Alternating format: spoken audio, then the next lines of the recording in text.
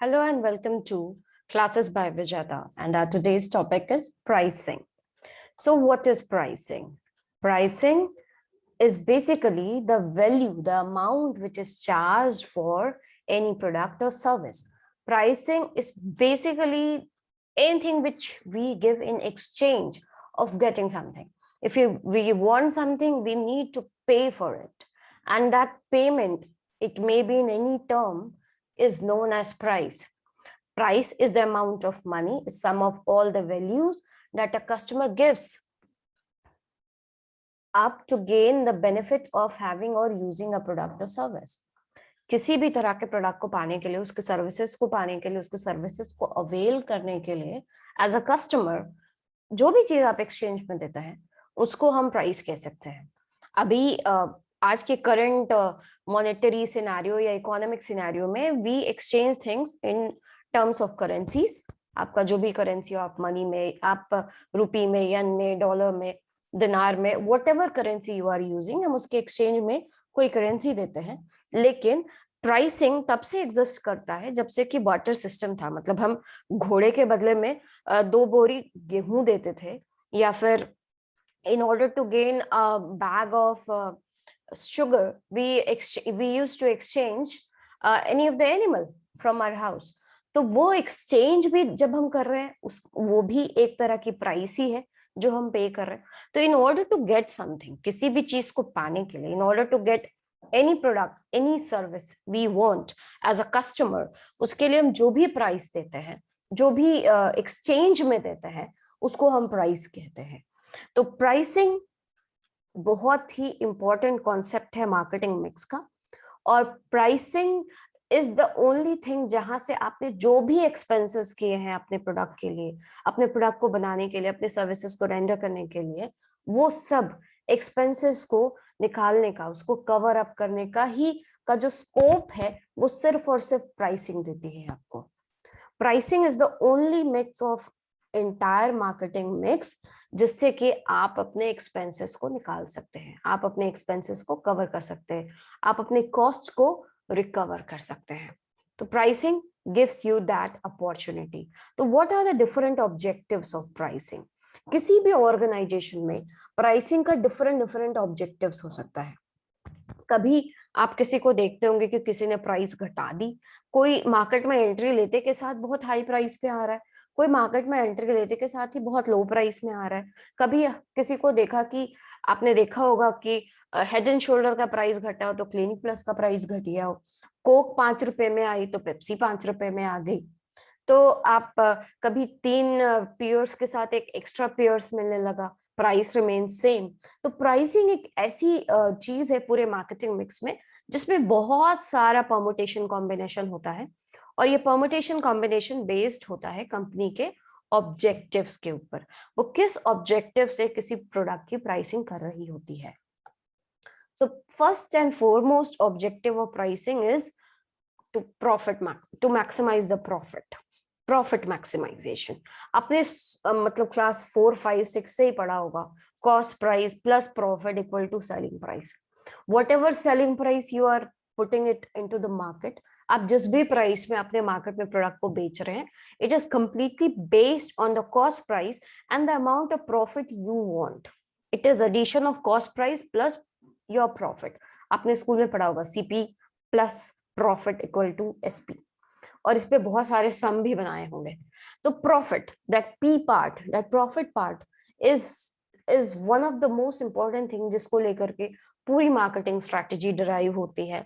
और profit maximization is one of the most important objective जब आप कभी भी अपने प्रोडक्ट की प्राइस रखते हैं, बिकॉज बिजनेस कोई भी लॉस में करने नहीं आया होता है।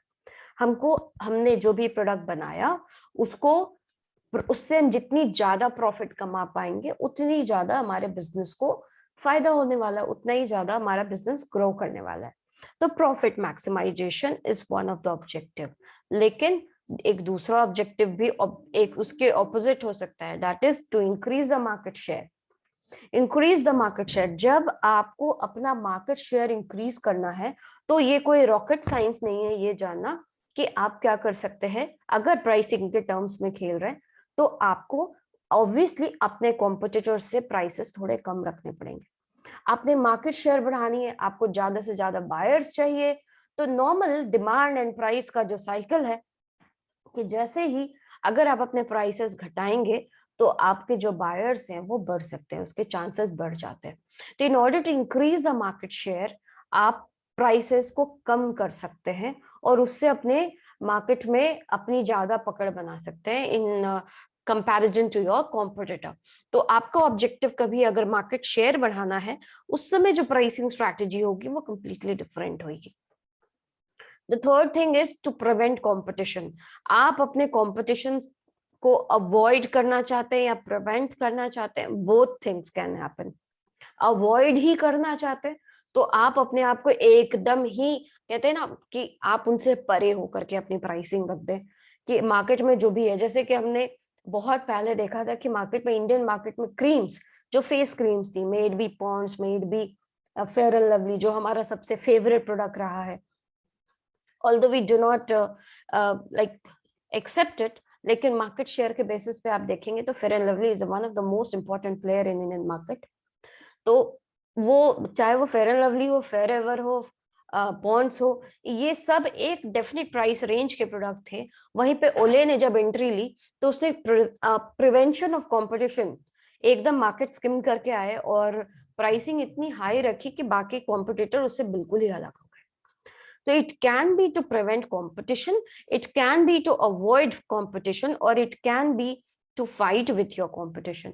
आप एकदम कॉम्पिटिटिव प्राइसिंग करते हैं और जैसे कि पेप्सी एंड कोक कि 5 रुपए की तुम्हारी बोतल तो 5 रुपए की मेरी भी, उस तरह की प्राइसिंग कर सकते हैं। जब आप एकदम प्रिवेंशन की जगह पे आप एकदम से कॉम्पिटिटिव हो गए, और प्रिवेंशन के बारे में जब हम बात करें तो आप अपने प्राइसेस को बहुत ही हाई रख लेते हैं या तो बहुत ही लो रख लेते हैं। That is prevention of competition. Next can be targeted return on investment when you have some specific mathematics involved in pricing। जब आप ROI के बेसिस पे अपनी प्राइसिंग रखते हैं, ROI के बेसिस पे आपका रिटर्न ऑन इन्वेस्टमेंट, उसके बेसिस पे जब आप अपनी प्राइसिंग रख रहे हैं, आपने कुछ प्लान कर रखा है कि आपको इतना परसेंटेज ऑफ ROI चाहिए, रिटर्न ऑन इन्वेस्टमेंट चाहिए, तो उसके हिसाब से अगर आप प्राइसिंग करते हैं तो उसको हम टारगेटेड रिटर्न ऑन इन्वेस्टमेंट कहते हैं, and that can be one of the objective. आप जब प्राइस को स्टेबलाइज करना चाहते हैं एक लॉन्ग पीरियड ऑफ टाइम तक, अगर आप सेम कंसिस्टेंट प्राइसिंग रखते हैं तो धीरे धीरे मार्केट में आपके प्राइसेस स्टेबलाइज हो जाते हैं।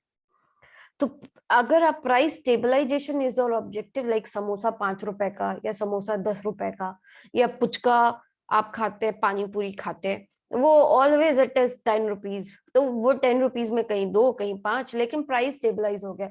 मैगी बहुत सालों तक, बिफोर दैट लेड केस, बहुत सालों तक Maggi was only 10 rupees pack, और पार्ले जी 5 रुपीज, टाइगर बिस्किट 3 रुपीज। तो prices have stabilized over a period of time, although they play with the quantity, but prices have stabilized over a period of time।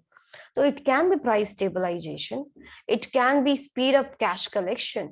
आपने जितना भी product बनाया है, आपका जो भी प्रोडक्ट है, उससे आप बहुत जल्दी अगर कैश कलेक्शन करना चाहते हैं, कैश कलेक्शन का मतलब क्या होता है कि आप अपने सेल को बढ़ाना चाहते हैं, आप चाहते हैं कि जल्दी से जल्दी हमारा प्रोडक्ट पूरा बिक जाए, और उसके बेसिस पे अगर आप प्राइसिंग ऑब्जेक्टिव्स है आपका कि in order to get your collection of your cash, उसकी जो पेस हो वो बढ़ जाए, उस समय जब आप प्राइसिंग करते हैं, जैसे कि आपने देखा होगा कि सेल लगाया जाता है, तो उसमें सेल जब लगाया जाता है तो बहुत सारा ऐसा प्रोडक्ट है जो हो सकता है आगे चल के रिडंडेंट हो जाए, यूज में नहीं आए, या फिर आपको जल्दी से सामान हटा करके अपना कैश लाना है ताकि आप न्यू प्रोडक्ट ला सके।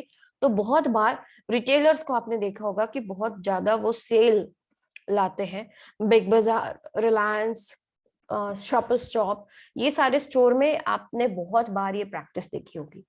तो जब सेल लगाया तो बहुत सारा सामान बहुत जल्दी जल्दी बिक जाता है, या फिर हमने कुछ सेल्स प्रमोशन एक्टिविटी कर ली कि भैया आपने 2000 का सामान खरीदा है, 3000 का खरीद लो तो I will give you something else. तो उसमें क्या होता है कि जो सेल होती है आपकी बढ़ जाती है, और जब सेल बढ़ जाती है तो ऑब्वियसली आपका कैश कलेक्शन बढ़ने लगता है। तो जब आप प्राइसेस के साथ वैसे प्ले करें ताकि आप कैश कलेक्शन जल्दी से जल्दी कर पाए, तो उसको हम कहते हैं speed up cash collection technique. जब आप अपनी प्राइसिंग प्रेस्टीज एंड गुडविल के लिए करते हैं, प्रेस्टीज एंड गुडविल कि भाई हमने जो प्रोडक्ट, हम जो मार्केट में प्रोडक्ट लेके आ रहे हैं, it is having some sort of premium quality. जब हम क्वालिटी को बेसिस लेकर के और अपने ब्रांड को बिल्ड करते ताकि वो एक प्रेस्टीज और गुडविल कैरी करता है, तो उस समय जो हम प्राइसिंग करते हैं it is basically based on Prestige and goodwill. Like Apple, उसकी रोल्स रॉयस, उसकी प्रेस्टीज इतनी है, उसकी गुडविल इतनी ज्यादा है कि पीपल आर रेडी टू पे दैट प्राइस। तो Prestige and goodwill is one of the thing जिससे कि जो भी आपकी प्राइसिंग ऑब्जेक्टिव हो सकती है। उसके ऑपोजिट, जब आप मरता क्या ना करता, सर्वाइवल एंड ग्रोथ, जब आपको मार्केट में रहना है और सरवाइव करना ज्यादा इंपॉर्टेंट पॉइंट है कैश कलेक्शन से या प्राइस स्टेबलाइजेशन से या कॉम्पिटिशन को अवॉइड करने से, सबसे ज्यादा इंपॉर्टेंट है कि आप कैसे सरवाइव करें और कैसे ग्रो करें। उसके लिए आप अगर अपने प्राइसेस में चेंजेस करते रहते हैं, अपने प्राइसेस में परमुटेशन कॉम्बिनेशन करते रहते हैं, तो उस समय उस ऑब्जेक्टिव को हम सर्वाइवल एंड ग्रोथ स्ट्रैटेजी कहते हैं।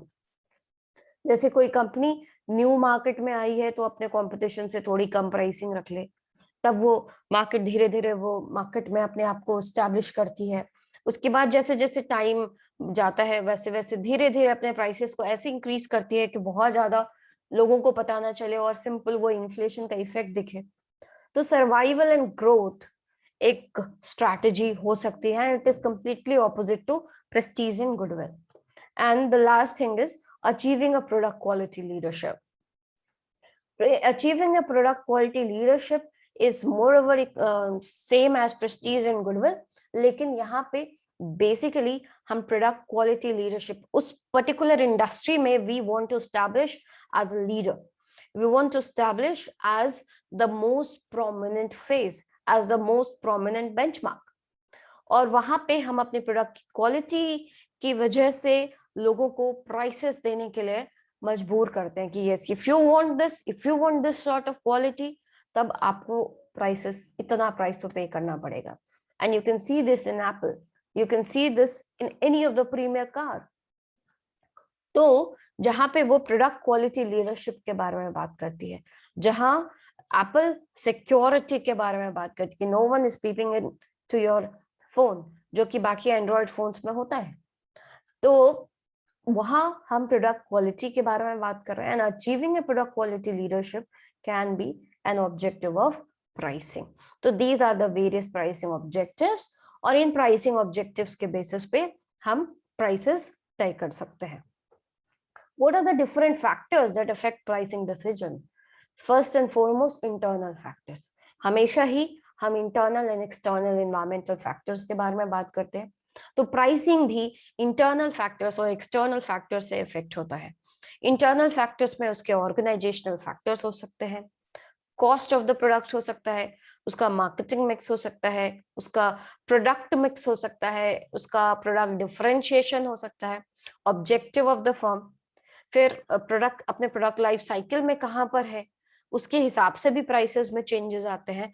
And basically the characteristics of the product, बहुत सारा पेरिशेबल प्रोडक्ट है, उसकी प्राइसिंग उसके शेल्फ लाइफ के हिसाब से चेंज हो जाती है। अगर वो ऐसा रोटन वाले स्टेज में चला गया, if even in that case, if we have a buyer for it, I will sell it at a lower price, जो कि आपको खासकर वेजिटेबल्स के केस में दिखता होगा, फूड ग्रेन्स के केस में दिखता होगा कि प्राइसेस उसके हिसाब से चेंज होते रहते हैं, उसकी क्वालिटी उसके शेल्फ लाइफ के हिसाब से चेंज होते रहते हैं। तो कैरेक्टरिस्टिक्स ऑफ द प्रोडक्ट उसके हिसाब से भी चेंजेस होते हैं। External factors can be demand of the product, competition कितना है मार्केट में, गवर्नमेंट की पॉलिसीज बदल जाती है।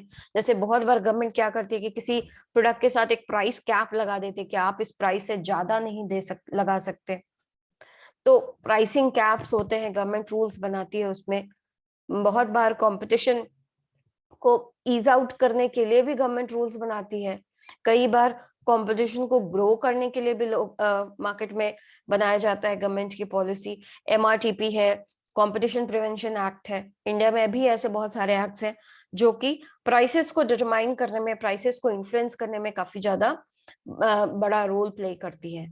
General economic condition of the country, जिस भी कंट्री में आप कर रहे हैं, अगर वहां पे रिसेशन है, वहां पे मनी के वैल्यूएशन अगर घट रही है, तो ऑब्वियसली वहां पे जो प्राइसेस हो जाएंगे उसके ऊपर इफेक्ट पड़ेगा। If the country is in a good phase of their life, like अच्छा इकोनॉमिक कंडीशन है, डिस्पोजेबल इनकम हाई है, तो आपके प्राइसेस बहुत कॉम्पिटिटिव भी हो सकते हैं उस समय, क्योंकि आपका कंपटीशन भी साथ साथ ग्रो करेगा। तो एवरीथिंग जनरल इकोनॉमिक कंडीशंस है वो बहुत बार आपके प्राइसिंग को इफेक्ट करेंगे। डिस्ट्रीब्यूशन चैनल, जितना लंबा डिस्ट्रीब्यूशन चैनल उतने ही ज्यादा इंटरमीडियरीज और उतने ही ज्यादा आपको कटआउट्स देने पड़ेंगे, उतने ही ज्यादा आपको कमीशंस डिस्ट्रीब्यूट करने पड़ेंगे। तो जितने ज्यादा डिस्ट्रीब्यूशन चैनल आपका लंबा होगा, आपका डिस्ट्रीब्यूशन ऐसा कॉम्प्लेक्स अगर हो जाए, कस्टमर तक रीच करना मुश्किल हो, तो वैसे कंडीशन में लॉजिस्टिक सप्लाई चेन और डिस्ट्रीब्यूशन इंटरमीडियरीज की वजह से भी आपके प्राइसेस बढ़ सकते हैं या घट सकते हैं। And reaction of the consumers, ये बहुत इंपॉर्टेंट है कि आपका कस्टमर आपके प्राइस इंक्रीज या डिक्रीज के साथ कैसे रिएक्ट करता है, उसके बेसिस पे भी आपको प्राइसेस को एडजस्ट करना पड़ेगा। बहुत बार कस्टमर्स को कम प्राइस भी अच्छी नहीं लगती और बहुत बार बहुत ज्यादा प्राइसेस भी अच्छी नहीं लगती। You need to observe the market and every time the customer is, ये जो एक स्टेटमेंट है, change is the constant thing, it is basically for the consumers only. They keep on changing and you need to keep on track of them. So these are the factors that will affect pricing decisions. So what are the next, we move to what are the different methods of pricing. So when we talk about methods of pricing, there are 4 methods of pricing. First is cost based pricing, second is demand based pricing, third is competition based pricing, fourth is value based pricing. We'll see ये चारों किस किस तरह के pricing है और सब में क्या डिफरेंसेस है, what are the different types of cost based, demand based, competition based and value based pricing. So will first see competition based, cost based pricing. Cost जो कि आपको एकदम अपने शुरू क्लास 4-5 में वापस ले चलते हैं आपको, cost price plus profit plus equal to selling price, वो सेम फॉर्मूला और उस बेसिस पे की हुई प्राइसिंग को हम कॉस्ट बेस्ड प्राइसिंग कहते हैं। लेकिन क्योंकि अब तो आप क्लास 4-5 में नहीं पढ़ते, you must be in graduation और पोस्ट ग्रेजुएशन, तो थोड़ा वेरिएशन तो होगा जरूर। तो let's see what are the different types of cost based pricing. तो cost based pricing basically setting the price on the basis of the total cost per unit, और आपको एक प्रोडक्ट को बनाने में, एक यूनिट को बनाने में कितना कॉस्ट आया, उसके बेसिस पे हम प्राइसिंग करते हैं। ठीक है, प्राइसिंग के डिफरेंट वेरिएबल्स होते हैं, total cost, variable cost, average cost, marginal cost. You must be knowing, you must have read in economics and your basic business studies chapters. So what are the different types of pricing strategies in cost plus pricing? The first is cost plus pricing, second is target pricing, third is marginal cost pricing, and fourth is break even analysis or target profit pricing. ये 4 तरह के pricing techniques होते हैं जो कि cost based pricing में होते हैं, जो कि आपको वेरिएशन के बारे में बात करी कि you will be having some sort of variation in cost based pricing. It is not as simple as CP plus P equal to SP. No, we will have some sort of variation. लेकिन आपको दुखी नहीं करते, और जो पहला जो first method है वो यही है, कॉस्ट प्लस प्राइसिंग, जो आपने बचपन में पढ़ा था, बस उसको थोड़ा सा कॉम्प्लेक्स बनाते हैं। और this was given by Hall and Mitch, and here the price is computed by adding a certain percentage to the total cost of the product per unit. This method is also known as margin pricing or average cost pricing or full cost pricing or markup pricing. इसके 3-4 नाम हैं, बहुत बार exam में confuse करने के लिए, खासकर वैसे बच्चे जो नेट के लिए प्रिपेयर कर रहे हैं, उनको काफी बार कंफ्यूज करने के लिए सारी चीजें बार बार पूछी जाती है। और ये भी पूछा जाता है कि नेट में खासकर ये क्वेश्चंस बहुत ज्यादा होता है कि किसने क्या, मतलब who was the author of this particular sentence. So this cost plus pricing was authored by Hall and Mitch, and the formula goes like price is equal to full average cost of the production, that is average variable cost plus average fixed cost. ठीक है, average variable cost को निकाला, उसके बाद average fix cost को निकाला, दोनों को ऐड किया और इससे हमारा कॉस्ट निकल गया, और उसके ऊपर हमने margin of normal profit add कर दिया। हमें जो प्रॉफिट चाहिए हमने उसे ऐड कर दिया, एंड इस ये पूरा मिला करके हो गया cost plus pricing. The formula is AVC plus AFC plus normal profit और सिंपल प्रॉफिट. वही जो आपका कॉस्ट प्लस प्रॉफिट था, यहाँ पे कॉस्ट को हमने दो वेरिएबल में डिफाइन कर दिया है, average variable cost plus average fix cost. This is cost plus pricing. उसके बाद आता है टारगेट प्राइसिंग. अब चलते हैं यहाँ से थोड़ा सा कॉम्प्लेक्स स्टार्ट करते हैं. तो टारगेट प्राइसिंग में हम क्या करते हैं, it is a variant of full cost pricing. जैसे कि आपको बताया कि everything will follow the same cost plus pricing strategy only, बस थोड़ा सा वेरिएशन होगा. तो variation of full cost pricing, under this method the cost is added with the pre determined target rate of return on capital invested.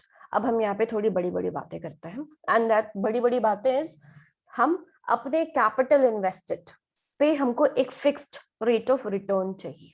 ठीक है, हम यहाँ पे आरओआई के बारे में बात करना स्टार्ट करते हैं.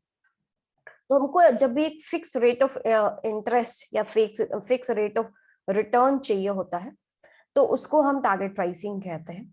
और यहाँ पे क्या करती है कि the company estimates the future sales, future cost and calculates the target rate of return on the capital invested, and these all things are added together. This is also known as rate of return pricing.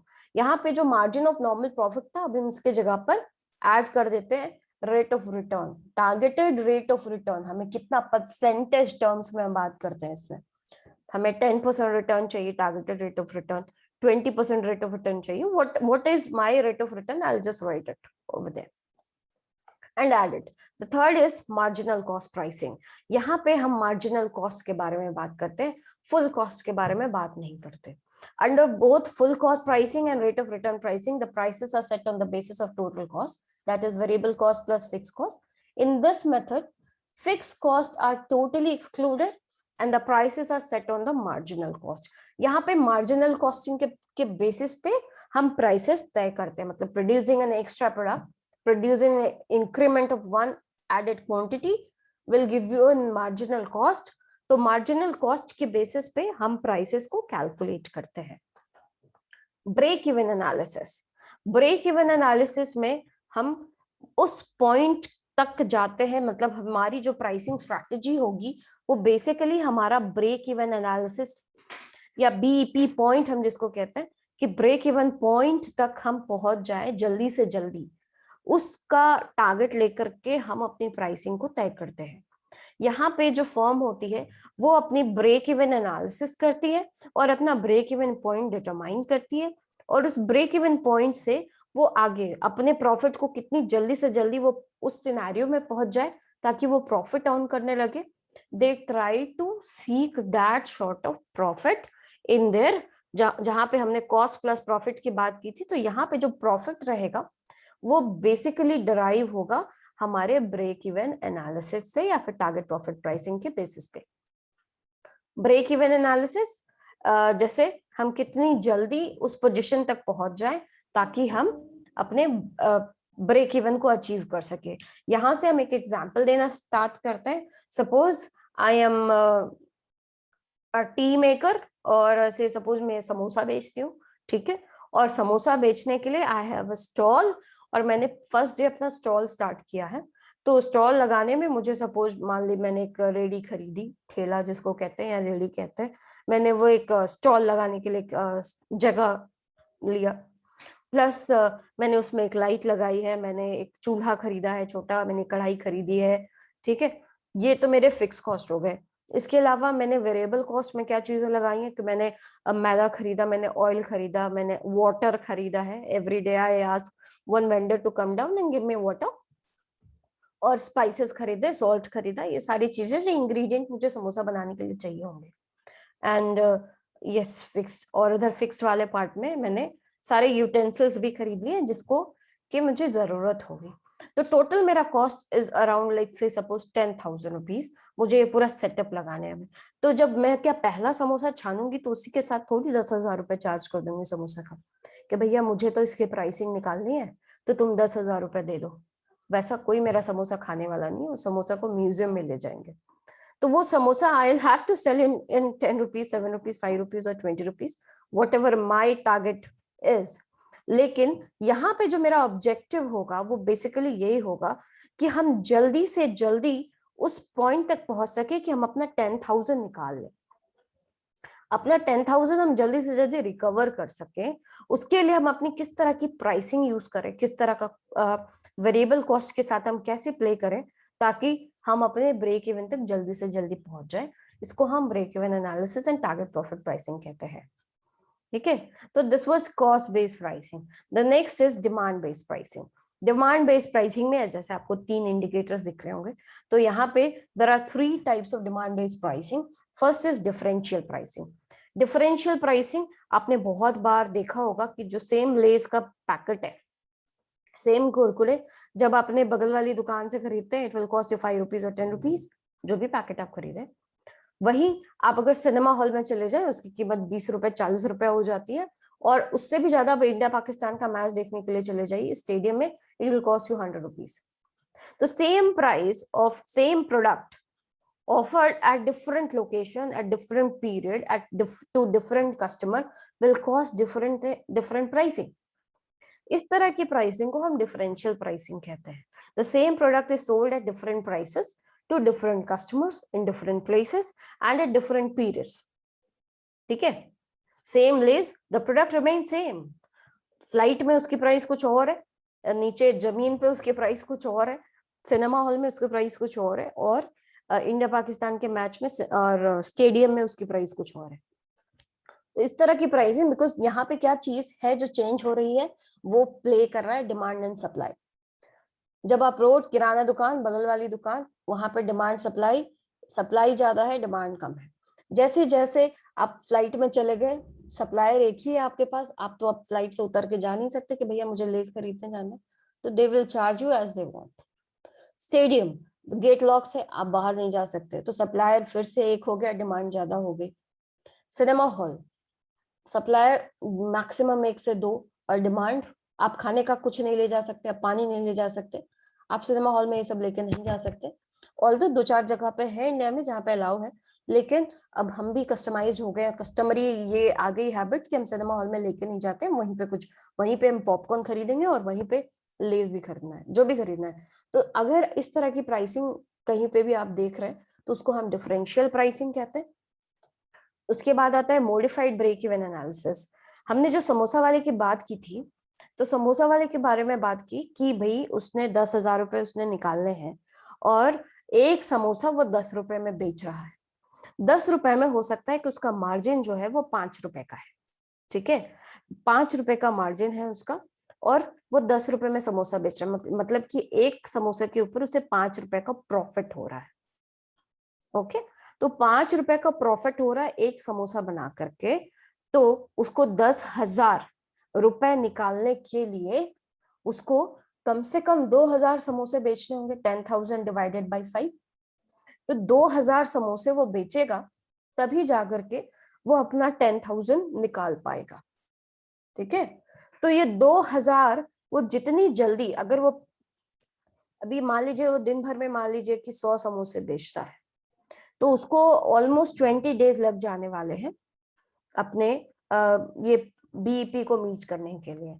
लेकिन अगर वही चीज अगर वो जल्दी चाहता है कि नहीं मुझे ये 20 डेज मीट नहीं करना, मुझे थोड़ा जल्दी करना है, जल्दी से अपना बीईपी रीच करना है, और उसके पास कोई कस्टमर आता है जो उसको वही समोसा मान लीजिए 8 रुपीज में मांग रहा है, और उसने कहा कि मैं आज दिन भर में तुम्हें 1,000 समोसा बनाने का ऑर्डर देता हूँ तुम्हें, तो यहाँ पे पर समोसा उसे 3 रुपए का प्रॉफिट हो रहा है, 3 ही रुपए का प्रॉफिट हो रहा है। लेकिन एक दिन में वो क्या कर रहा है, एक दिन में ही वो 3,000 रुपए बना लेगा, एक ही दिन में। ठीक है, तो इस तरह का 3-3 हजार, वो 3 दिन 3.5 दिन भी काम करे, तो उसका बीईपी 3.5 दिन या चौथे दिन में वो अपने बीईपी को मीट कर जाता है। तो जब भी आप जो प्राइसिंग मैकेनिज्म रखते हैं, वो प्राइस क्वांटिटी मिक्स, मतलब कम क्वांटिटी के लिए ज्यादा प्राइस, और ज्यादा क्वांटिटी में आप कोई चीज खरीदेंगे तो उसके लिए हम आपके प्राइसेस कम कर देंगे। बहुत बार आपने देखा होगा इस चीज को। आप किसी जैसे बड़े फंक्शन के लिए, बड़ी पार्टी के लिए अगर आप कुछ सामान खरीदने जाते हैं, तो जो वेजिटेबल्स वाला होता है उसके प्राइसेस कम कर देता है। और कोई भी चीज अगर आप लार्जर क्वांटिटी में जब आप खरीदते हैं, तो ऑब्वियसली आपको उसके प्राइसेस थोड़े कम होंगे। in comparison to prices to objects bought in small quantities. तो इस तरह का जब आप प्राइसिंग के साथ प्ले करते हैं तो उसको हम मॉडिफाइड ब्रेक इवन एनालिसिस कहते हैं। इसको डिमांड बेस्ड प्राइसिंग इसलिए कहते हैं क्योंकि यहाँ पे क्वांटिटी का जो डिमांड है अगर वो बढ़ रहा है तभी प्राइस घट रहा है, अगर क्वांटिटी की डिमांड कम है तो उस समय प्राइसेस या तो उतने ही रहते हैं जितने पहले रहते हैं या तो प्राइसेस बढ़े हुए होते हैं। This is modified break even analysis. And third is neutral pricing. ये बिस्किट वाले और मैगी वालों ने बहुत किया है। न्यूट्रल प्राइसिंग में क्या होता है कि जो प्राइस है वो बहुत साल तक स्टेबलाइज्ड होता है। मतलब प्राइस हमेशा मैगी का पैकेट आपको 10 रुपए का ही मिल रहा था बहुत सालों तक, और लेज हमेशा ही से 10 रुपए का है, और कुरकुरे हमेशा से 10 रुपए का है, लेकिन prices remain same for a longer period of time, लेकिन कुछ ना कुछ अंदर में गेम हो रहा हो, ठीक है। या फिर कस्टमर्स को ये बताया जाता है कि आपको ये सेम चीज आपको हम 33% एक्स्ट्रा दे रहे हैं इन द सेम प्राइस। हमने प्राइस नहीं बढ़ाई ना प्राइसेस को घटाया, कुछ भी नहीं किया। I am giving you 33% extra in this biscuit packet, और उसका प्राइस वही 10 रुपए, उसका प्राइस वही 20 रुपए। तो यहाँ पे क्या है, जब हम एक्स्ट्रा वैल्यू एक्स्ट्रा बेनिफिट बता रहे हैं लोगों को और प्राइसेस सेम ही रख रहे हैं, ऑब्वियसली हम इसको अगर कैलकुलेट करेंगे मनी वैल्यूएशन उसकी, तो हम प्राइसेस को रिड्यूस कर रहे हैं, लेकिन हम कस्टमर को क्या कह रहे हैं कि नहीं हम प्राइस उतने ही ले रहे हैं लेकिन हम आपको वैल्यू ज्यादा दे रहे हैं। तो इसको न्यूट्रल प्राइसिंग कहते हैं। ये आपको बहुत सारे एफएमसीजी प्रोडक्ट्स में बहुत ज्यादा दिखेगा, खासकर फूड आइटम्स में, और सैनिटाइजेशन वाले आइटम जैसे सोप्स वगैरह में ये बहुत बार आपको देखने को मिलेगा। So this is demand based pricing. The next is competition based pricing. Competition में there are 3 types: going rate pricing, customary pricing and sealed bid pricing. Going rate pricing are यहाँ पे prices are maintained at par with the average level of the industry. जो industry में चल रहा है, जो जैसा हम अपने आप को इंडस्ट्री से अलग नहीं मानेंगे, जैसा इंडस्ट्री में जिस चीज का जो प्राइस है भाई हम भी वही प्राइस रखेंगे। बगल वाला आलू 5 रुपए में बेच रहा है तो हम भी 5 रुपए में बेच लेंगे। पूरे मंडी वालों ने तय किया है कि चावल 50 रुपए किलो बिकेगा तो हम भी 50 रुपए किलो ही बेचेंगे, ठीक है। और सारे एटमा और बाकी एमबीए कॉलेजेस वालों ने सबने मिलकर डिसाइड किया है, यूनिवर्सिटी ने फिक्स किया है कि भैया दिस इज द, आपको सबके लिए चार्जेस लेने हैं 4 लाख रुपए एमबीए कराने के लिए, तो भाई हम भी 4 लाख रुपए में accept it. The firm accept the prices prevailing in the industry in order to avoid any type of price war. किसी तरह का प्राइस वॉर को अवॉइड करने के लिए प्रिवेंशन, जो आपको पहली बार बताया था कि प्रिवेंशन ऑफ कंपटीशन, हमको कंपटीशन नहीं करना प्राइसिंग के बेसिस पे, हम जो मार्केट में रेट चल रहा है हम सिंपल वही रेट को एक्सेप्ट कर लेंगे जो प्रिवेल कर रहा है मार्केट में, तो उसको हम गोइंग रेट प्राइसिंग कहते हैं। वहीं पे कस्टमरी प्राइसिंग लगभग उसी के जैसा, बस थोड़ा सा डिफरेंस क्या है कि यहाँ पे जो प्राइसेस होते हैं वो लंबे टाइम तक स्टेबलाइज हो गए होते हैं। Here the prices get fixed because they have prevailed for a longer period of time. Like a tea, एक छोटा जो चाय, कटिंग चाय will cost you 5 rupees. आप कहीं भी रेलवे में कहीं पे भी चले जाइए, किसी भी इंडिया के किसी भी पार्ट में आपको कॉफी 10 रुपए की ही मिलने वाली है। तो इस तरह के जब प्राइसेस होते हैं जो कि एक बहुत ही लंबी पीरियड तक एग्जिस्ट कर जाते हैं और ऑटोमेटिकली लोग मान लेते हैं कि ये चीज इतने में ही मिलेगी, तो उसको हम कस्टमरी प्राइसिंग करते हैं। कस्टमरी क्या होता है कि we get accustomed to it, तो इसी वजह से इसको कस्टमरी प्राइसिंग कहा जाता है। इसको हम कन्वेंशनल प्राइसिंग भी कहते हैं। और इसमें जब चेंजेस होते हैं ना तो बहुत ही जो चेंजेस होंगे ये बहुत सिग्निफिकेंट चेंजेस हो जाएंगे, मतलब अचानक से जब ये चेंज हो रहा है तो everywhere the prices will change significantly. So this is competition based pricing, and third one in competition based pricing is the most important और बहुत important है इसको समझना, that is sealed bid pricing. Sealed bid pricing basically is followed by B2B price, B2B इसको एक B2B pricing mechanism कहा जाता है, जहाँ पे एक बिजनेस टू बिजनेस डील हो रही हो, ये एक ऐसी डील हो रही हो जहाँ पे prices are not open into the market. हम ऑर्गेनाइज सेक्टर में काम कर रहे हो चाहे हम अनऑर्गेनाइज सेक्टर में काम कर रहे हो, किसी भी मार्केट में बहुत बार देखा गया है कि प्राइसेस आर ओपन, सबको पता है ईटा कितने में मिलने वाला है, बालू कितने में मिलने वाला है, एंड उसके बेसिस पे I will calculate the price and I will say बस मुझे घर बनाना है तो मुझे इतना इतना कॉस्ट पड़ जाएगा, ठीक है। लेकिन एज लाइक ये खासकर आप सील्ड बिड प्राइसिंग गवर्नमेंट में कंपनीज को आप देखते होंगे निकालते हुए, टेंडर्स निकालती है। टेंडर्स वो निकालती हैं कि यस ये मुझे ये काम करवाना है XYZ, मुझे यहाँ से वहां 10 किलोमीटर रोड बनवानी है। I will invite players, I will invite contractors जो मुझे ये 10 किलोमीटर की रोड बना करके दे सके, ठीक है। लेकिन I will only give the specification as a, like say I'm Nitin Gadkari and I'm asking companies to bid for that particular road. वो रोड कंस्ट्रक्शन के लिए उनको बिडिंग करनी है। तो बिडिंग के केस में क्या होता है, और इसी वजह से उसको सील्ड बिड प्राइसिंग कहते हैं। क्यों? क्योंकि मैंने निकाला कि मुझे भैया मुझे 10 किलोमीटर रोड बनवानी है और स्पेसिफिकेशन ये होंगे, इतनी चौड़ी होनी चाहिए, ये पिच का रोड है, किस तरह का रोड का specification, I have given everything in the paper. I am inviting contractors और ये सारे कॉन्ट्रैक्टर्स को एक फिक्स टाइम दिया गया है कि भैया आप इस टाइम तक अपने कोटेशंस मुझे दे दीजिए और आपके सबके सामने में इतने बजे ये कोटेशन हम सबके सामने में खोलेंगे, ठीक है। जिसको कि आप देखते हैं कि टेंडर खुलने वाला है, टेंडर मिल गया, आपने बहुत बार ये वर्ड सुने होंगे। तो इसमें क्या होता है कि ये जो 10 कॉन्ट्रैक्टर्स है सब अपने अपने प्राइसेस को एक एनवेलप में फिल करके, पेपर में लिख के एनवेलप में फिल करके उसका फॉर्मेट होता है और ये कोटेशन के फॉर्म में जो कंपनी है, जैसे नितिन गडकरी जी ने मांगा है तो उनको दे दिया जाता है और उन्होंने जो टाइम फिक्स किया उसी में वो सारे एनवेलप्स खुलेंगे एक बार में and all the contracting parties will be there, सबके सामने में ये खोला जाएगा और इसके बाद जो भी लोएस्ट कॉस्ट उसके लिए उस काम को सबसे लोएस्ट कॉस्ट में इन द बेस्ट स्पेसिफिकेशन करता है उसको ये काम दे दिया जाता है। तो यहाँ पे हम क्या करें, अपने सारे के सारे कॉम्पिटिटर्स के सामने से हम वो कॉन्ट्रैक्ट लेकर के आए हैं और इसी वजह से इसको कंपटीशन बेस्ड प्राइसिंग कहते हैं। लेकिन सील्ड बिड इसलिए कहा जाता है क्योंकि यहाँ पे every bidder has sealed that envelope और वो प्राइस तभी खुलेंगे जब वो सील्स खुलते हैं। तो इस तरह के प्राइसिंग मैकेनिज्म को हम सील्ड बिड प्राइसिंग कहते हैं, ठीक है। तो this is competition based pricing and the last one is value based pricing. Value based pricing में perceived value pricing and value for money, ये दो चीजें होती है। परसीव्ड वैल्यू प्राइसिंग में हम बेसिकली बात करते हैं कि हमें उस समय क्या लगता है कि उस प्रोडक्ट का क्या वैल्यूएशन होगा। यहाँ पे I'll just give an example of last scenario जो अभी रिसेंटली आपने देखा होगा 2-3 महीना पहले कि कोविड का पीरियड है, ठीक है। और कोविड के पीरियड में the same medicine remdesivir was very popular और everyone knew the name remdesivir.